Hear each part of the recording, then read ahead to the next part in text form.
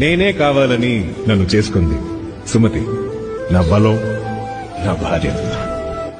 అలుకే నీది ఓ వెన్న పూస, అలుకే ఆపే మనసా. మౌనం తోటి మాట్లాడే భాష అంటే నీకే అలుసా. ఈ అలలా గట్టు ఆ పూల చెట్టు నిన్ను చల్లబడువే అంటున్నాయే.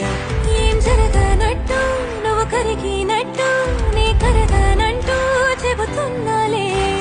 నీతో వాదులాడి గెలవాలేనే వన్నెలాడి.